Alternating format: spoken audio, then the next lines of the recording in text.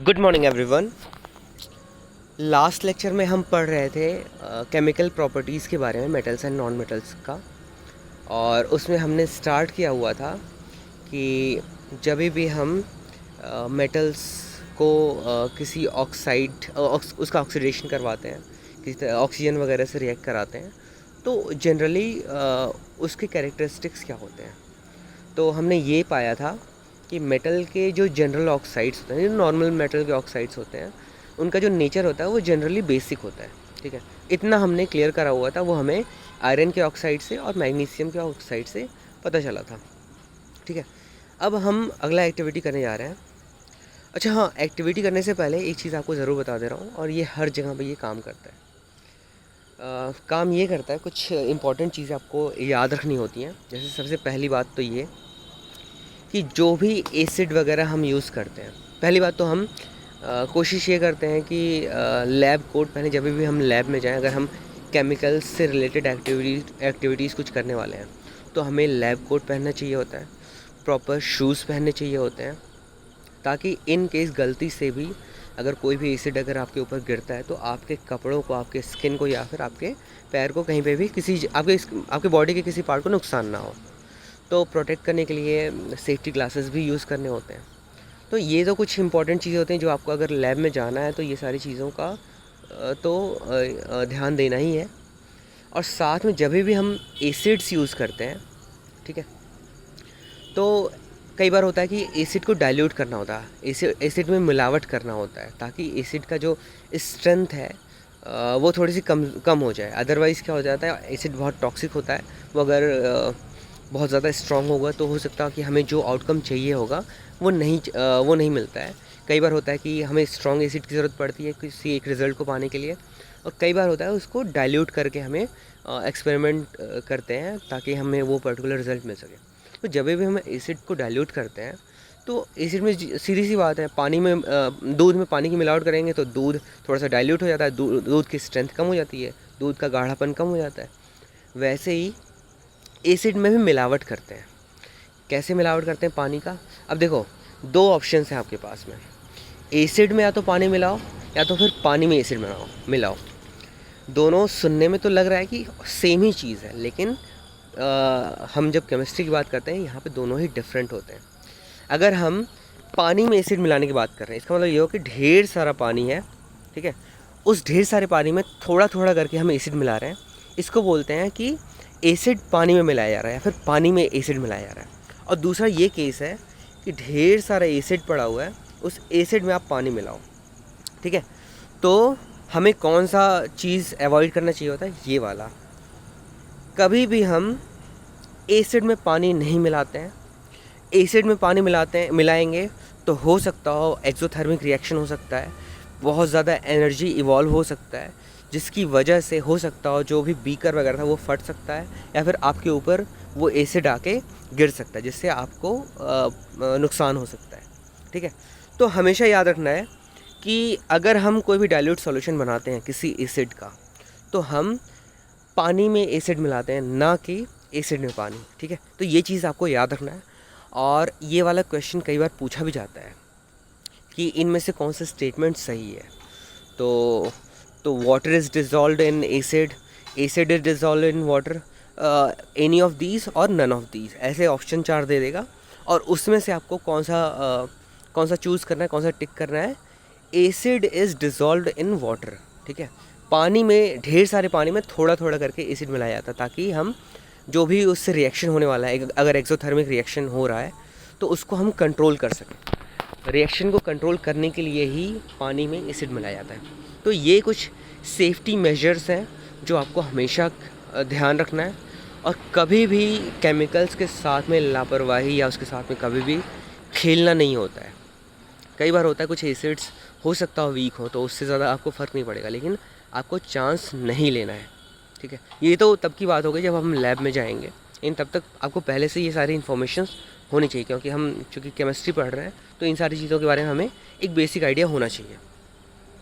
ठीक है, तो ये चीज़ें हमारी क्लियर हो गई हैं। आगे कह रहा है, take a small amount of powdered sulphur in a deflagrating spoon and heat it. If deflagrating spoon is not available, you may take a metallic cap of any bottle and wrap a metallic wire around it. ठीक है, फिर उसके बाद क्या कर रहा है, आप ऐसे समझ सकते हो ना कि मतलब एक सिंपल स्पून भी एक तरीके से काम कर जाएगा। बस वो बस मेन पॉइंट ये है कि स्पून की जो गर्थ है, जो गहराई है, थोड़ी सी होनी चाहिए। जैसे नॉर्मल स्पून होते हैं उनसे थोड़ी सी ज़्यादा गहरा स्पून होना चाहिए। ठीक है, आगे कह रहा है, as soon as sulphur starts burning introduce the spoon into a gas jar या फिर glass tumbler, cover the tumbler with a lid to ensure that gas produced does not escape. Remove the spoon after some time, add a small quantity of water into the tumbler and quickly replace the lid. Shake the tumbler well, check the solution with red and blue litmus paper. तो I hope ये clear हो गया होगा आपको। क्या कह रहा है कि पहली बात तो ये सल्फ़र को जलाने की बात कर रहा है। एक सल्फ़र का जो पाउडर है उसको एक स्पून पे रखना है, उसको जलाना है। जलाने के बाद जो उसमें से गैस निकल रहा है उस गैस को ट्रैप कर लेना है। ठीक है, फिर उसके बाद स्पून को वहाँ से रिमूव कर लेना है। गैस अभी भी अंदर ट्रैप्ड है और उसमें थोड़ा सा पानी आपको मिलाना है और उसको जो है मिला देना है, मिक्स कर देना है। और उसके बाद जो है रेड लिटमस पेपर और ब्लू लिटमस पेपर दोनों से ही चेक करना है उस सोल्यूशन के बारे में, उस सोल्यूशन की एसिडिटी या फिर बेसिसिटी चेक करने के लिए। ठीक है, तो ये देखो ऐसा कुछ दिया हुआ है कि अगर आपके पास वो ये जुगाड़ वाला करा हुआ है, एक ऐसा स्पून टाइप का कुछ लिया है जिसकी गर्थ ज़्यादा हो, वो नहीं है तो एक कोई भी मेटालिक कैप लिया हुआ, उसके अराउंड नेक पे एक वायर वगैरह लगा दिया है ताकि उससे पकड़ा जा सके, पकड़ने में इजी हो। ठीक है, तो डिफ्रेगेटिंग स्पून ऐसे ही करके बनाया गया है। फिर उसके बाद स्पून को बर्न करके उसमें पानी वगैरह स्पून पे जो है सल्फ़र को बर्न करके उससे जो गैस निकल रहा है उस गैस में पानी मिलाने के बाद उसको लिटमस पेपर, दोनों ही लिटमस पेपर से टेस्ट किया गया है। तो आगे ऑब्जर्वेशन क्या आ रहा है, ऑब्जर्वेशन ये आ रहा है कि the name of the product formed in the reaction of sulphur and oxygen is sulphur dioxide gas. ठीक है, सल्फ़र और ऑक्सीजन मिलेंगे तो सल्फ़र डाइऑक्साइड ही मिलेगा। हमें पता है कि ऑक्सीजन के प्रेजेंस में ही बर्निंग प्रोसेस कंप्लीट हो पाता है। ठीक है, ऑक्सीजन अगर नहीं रहेगा तो फिर बर्निंग हो ही नहीं सकता। तो सल्फ़र का रिएक्शन अगर होगा O2 से तो क्या बनाएगा, सल्फ़र डाइऑक्साइड SO2। ठीक है, when sulphur dioxide is dissolved in water sulphurous acid is formed. ठीक है, अगर उस सल्फ़र डाइऑक्साइड को वाटर में डिसॉल्व कर रहे हैं तो उससे क्या बन रहा है, सल्फ्यूरस एसिड बन रहा है। The reaction can be given as follows, SO2 और वाटर मिल रहा है तो सल्फ्यूरस एसिड बन रहा है। इसके बाद ये फर्दर हम और रिएक्ट कराएंगे तो फिर सल्फ्यूरिक एसिड मिल जाता है। ठीक है, the sulphurous asset turns blue litmus paper red, क्योंकि हमें पता है कि ये एक एसिड है। एसिड तो ब्लू लिटमस पेपर को रेड में कन्वर्ट करता है और रेड लिटमस पेपर को किसी तरह का चेंज नहीं होने देता है। ठीक है, generally oxides of non metals are acidic in nature. तो हमें दोनों ही चीज़ें क्लियर हो गई। मेटल्स के जो ऑक्साइड थे वो बेसिक नेचर के थे और नॉन मेटल्स के जो ऑक्साइड्स हैं वो कौन से नेचर के होंगे, जनरली एसिडिक नेचर होते हैं। ऐसा भी हो सकता है, कुछ ऐसे एक्सेप्शनल केसेस हो सकते हैं जहाँ पे हो सकता हो बेसिक नेचर का निकल गया अगर ऑक्साइड बन रहा है तो। ठीक है, तो ऑक्सीडेशन वगैरह अगर हो रहा है किसी तरह के रिएक्शन में तो अगर वो मेटल है, मेटल के साथ में अगर ऑक्सीडेशन हो रहा है तो वो बेसिक नेचर का होगा जो भी सॉल्यूशन वगैरह बन रहा है। और अगर वो नॉन मेटल है और उसका जो सॉल्यूशन बन रहा है या फिर उसका जो प्रोडक्ट बन रहा है उसके ज़्यादातर चांसेस हैं कि वो एक एसिडिक सॉल्यूशन या एसिडिक प्रोडक्ट बन सकता है।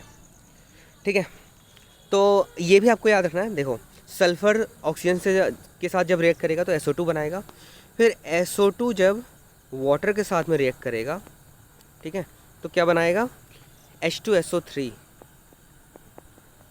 ठीक है, तो सल्फ्यूरस ऑक्साइड बनाता है। बस इतना सा आपका जो है प्रोडक्ट आपको मिलता है। ठीक है, तो ये सारे रिएक्शंस आपको याद रखने चाहिए और अगर अभी से आप रिएक्शंस याद रखोगे तो आगे आने वाले क्लासेस में आपके लिए थोड़ा सा ज़्यादा इजी हो जाएगा। अदरवाइज़ आप अगर अभी से इससे भागोगे तो बाद में तो ये पीछा छोड़ने वाला नहीं है। ठीक है, मैं साइंस स्टूडेंट्स की बात कर रहा हूँ जो आगे आने वाली क्लासेस में 10th के बाद से साइंस लेने वाले हैं, चाहे वो मैथ्स लो या फिर बायो लो, ये दोनों लोगों को ही पढ़ना पड़ेगा। तो इट्स बेटर कि अभी से आप जो है इन चीज़ों में अपना थोड़ा महारत हासिल कर लो, थोड़ा ज़्यादा स्ट्रॉन्ग इसमें अपना वो बना लो, पकड़ बना लो, ठीक है। तो अब आगे बढ़ते हैं। रिएक्शन विद वाटर, कोई भी मेटल और नॉन मेटल का रिएक्शन वाटर के साथ में होगा तो फिर उससे हमें क्या मिल सकता है, क्या उसका प्रोडक्ट मिल सकता है, उसके बारे में हम आगे डिस्कस करेंगे। इसमें कह रहा है, let us see how metals and non metals react with water. Note, sodium metal is very reactive. Sodium और पोटेशियम ये दोनों इतने ज़्यादा रिएक्टिव मेटल्स हैं कि इनको स्पेशल कंटेनर्स में रखा है। इनको अगर आप खुले में भी छोड़ दिया आपने तो भी चांसेस हैं कि ये अपने आप से रिएक्ट कर जाता है एटमॉस्फेयर के साथ में, ठीक है। तो इस चीज़ का ख्याल रखना होता है और इन एलिमेंट्स को स्पेशल जार्स में रखा जाता है, स्पेशल कंडीशंस में रखा जाता है ताकि ये किसी भी आसपास की चीज़ों से, सराउंडिंग चीज़ों से रिएक्ट ना करें, ठीक है। तो sodium reacts vigorously with oxygen and water, a lot of heat is generated in the reaction, it is therefore stored in kerosene. तो अब जो है आपको ये याद रखना है, वैसे जनरली बोला गया था मेटल की, जब हम फिज़िकल प्रॉपर्टीज़ के बारे में बात कर रहे थे तो फिज़िकल प्रॉपर्टीज़ में हमने यही देखा था कि ये बहुत स्टेबल होते हैं, बहुत स्ट्रॉन्ग होते हैं। अगर आप इसको ऐसे ही छोड़ दिया आपने, सॉलिड्स जो होते हैं उनके शेप में, साइज़ में तो कोई डिफरेंस आता नहीं है जनरली, लेकिन सोडियम मेटल्स में ऐसे एक्सेप्शंस में से आ सकता है जो सॉलिड होते हुए भी स्टेबल नहीं है। आप सॉलिड फॉर्म में रखोगे एकदम से वो जलने लगता है, ठीक है। तो वो सॉलिड फॉर्म में ही रहे, उसको मेक श्योर करने के लिए उस चीज़ की मतलब उस चीज़ को एक तरीके से मेंटेन करने के लिए कि वो सॉलिड ही रहे, उसको किस में रखा जाता है, केरोसिन में रखा जाता है। केरोसिन जो ऑयल होता है उसमें रखा जाता है। केरोसिन में जब रहेगा तो वो एटमॉस्फेयर से रिएक्ट नहीं करता है, ठीक है। एटमॉस्फेयर से रिएक्ट नहीं करेगा तो वो बर्न नहीं होगा। और ये अगर सोडियम बर्न होता है तो बहुत ही ज़्यादा हीट प्रोड्यूस करता है, बहुत ज़्यादा, आसपास में बहुत ज़्यादा रोशनी हो जाती है, ठीक है। तो ये एक तरीके का एक्सेप्शन आप इसको बोल सकते हो कि ये एक ऐसा एक्सेप्शन है कि मतलब ये सॉलिड होते हुए भी, मेटल होते हुए भी स्टेबल नहीं है, नॉर्मल कंडीशंस में स्टेबल नहीं है। इसको स्पेशल कंडीशन में रखा जाता है तब जाके ये स्टेबल हो पाता है। तो मुझे लगता है कि आज इतना काफ़ी है, बाकी हम नेक्स्ट लेक्चर में इस चीज़ को कंटिन्यू करेंगे कि मेटल्स और नॉन मेटल्स वाटर के साथ रिएक्ट करते हैं तो फिर क्या होता है, ठीक है। तो तब तक के लिए थैंक यू।